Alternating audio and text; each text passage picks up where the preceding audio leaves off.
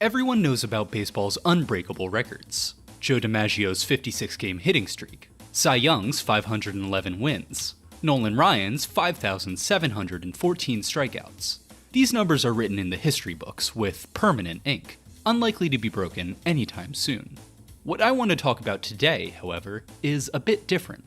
In this video, I'm going to take a look at the most breakable records in MLB. These are records that I could see toppled in the near future, some as soon as this season. So, without further ado, let's get into it. This first record is a dubious one.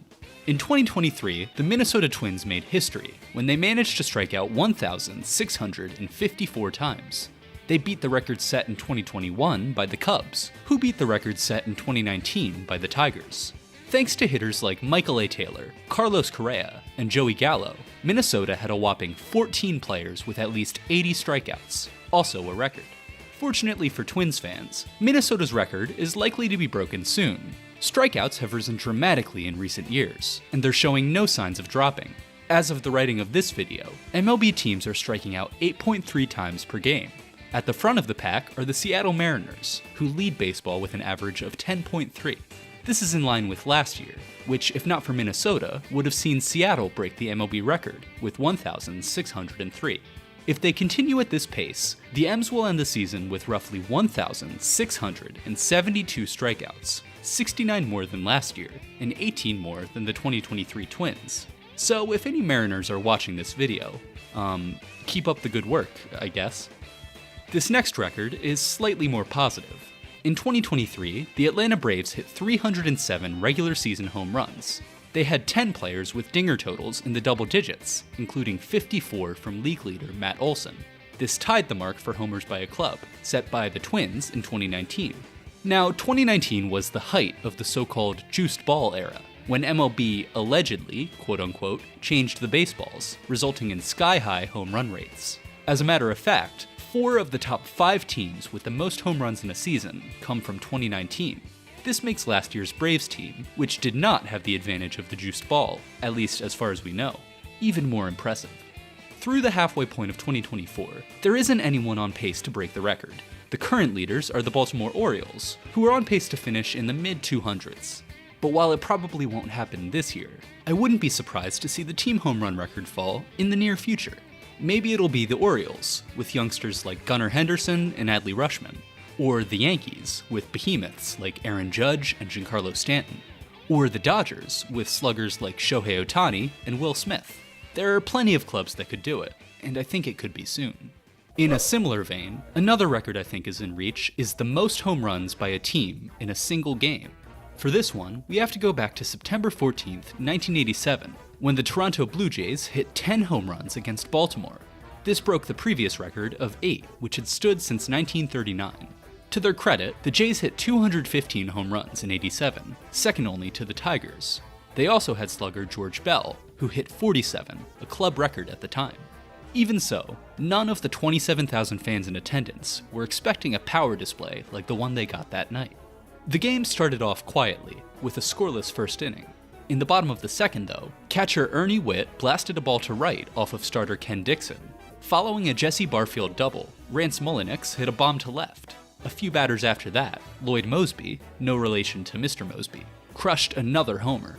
The Blue Jays would then go on to hit 7 more home runs, 2 more from Whitt, another from Mulliniks, 2 from Bell, 1 from Fred McGriff, and 1 from rookie Rob Ducey, the first of his career and his last for another 4 seasons.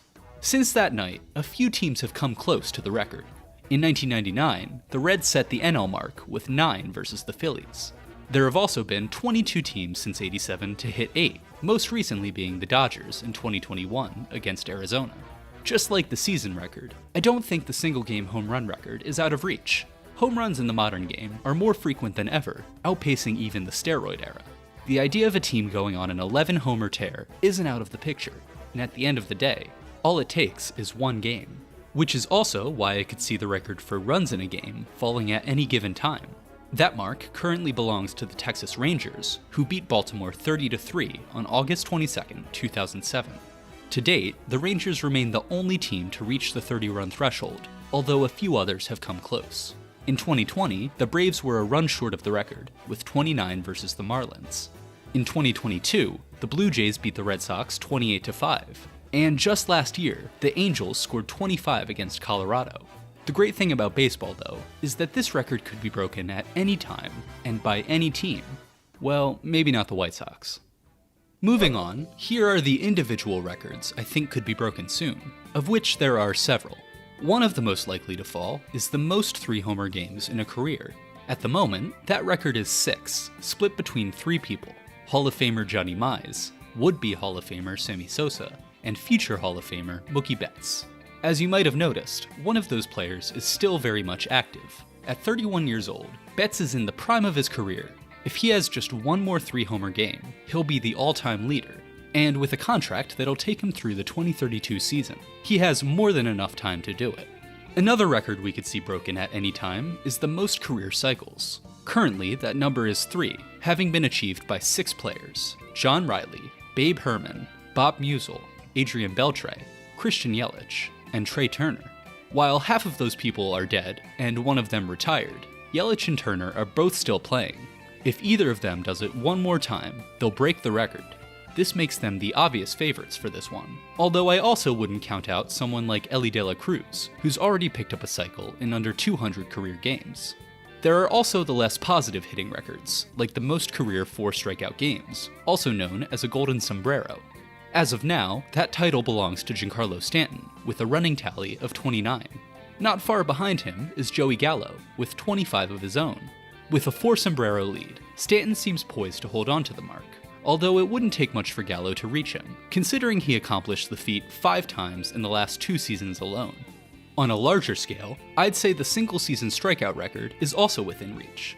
In 2009, Mark Reynolds of the Diamondbacks made history by striking out 223 times in 1 year. This beat the previous record of 204, set in 2008 by, Mark Reynolds. Since '09, a few people have gotten close, like Adam Dunn, who had 222 in 2012, and Chris Davis, who had 219 in 2016. As for an active player who could do it, my money's on Kyle Schwarber, who led MLB in strikeouts in both 2022 and 2023.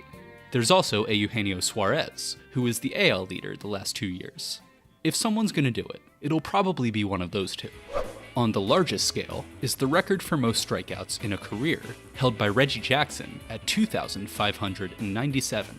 Now, I'm not going to spend too much time on this one, since it was already covered a few years ago by fellow YouTuber and friend of the channel, Foolish Baseball. In his video, he listed 6 players who were the most likely to break the record: Justin Upton, Joey Gallo, Mike Trout, Bryce Harper, Aaron Judge, and Giancarlo Stanton. Justin Upton, while not officially retired, hasn't played an MLB game since July 2022, so I think it's safe to consider him out of the running. As for the other 5, Mike Trout has lost significant time to injuries over the last 5 seasons, causing him to fall behind the others. Joey Gallo, meanwhile, has seen a decline in production since 2021. If he doesn't improve soon, it's likely that his career will be over before he approaches Jackson, which narrows it down to 3.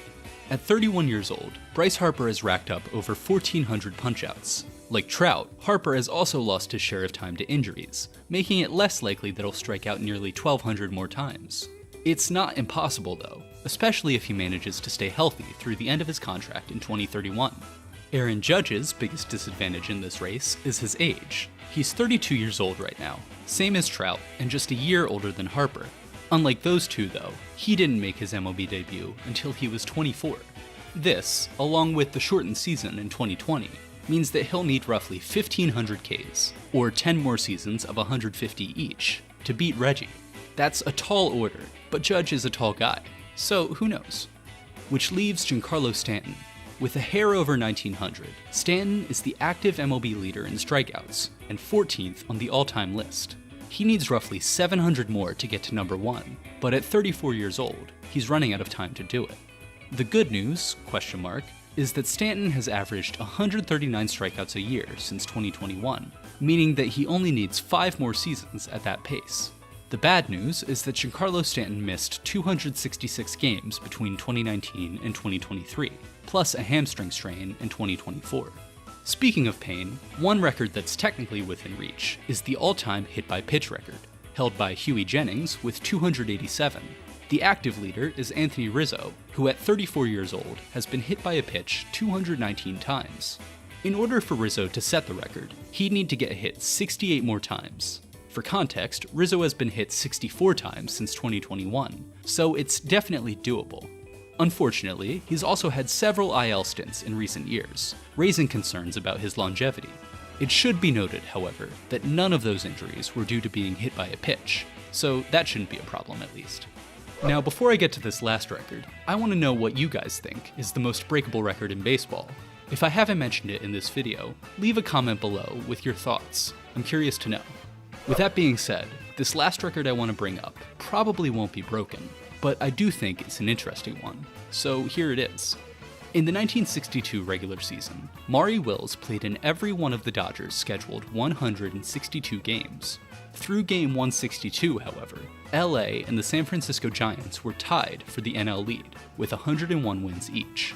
In order to decide who would take home the pennant, the two clubs held a 3-game playoff.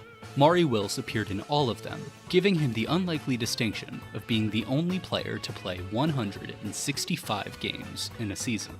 Now, this record is almost sure to remain unbroken. As far as I can tell, there's no way someone could ever hope to break this record. Besides one. On April 19th, 1979, shortstop Frank Taveras was traded from the Pittsburgh Pirates to the New York Mets.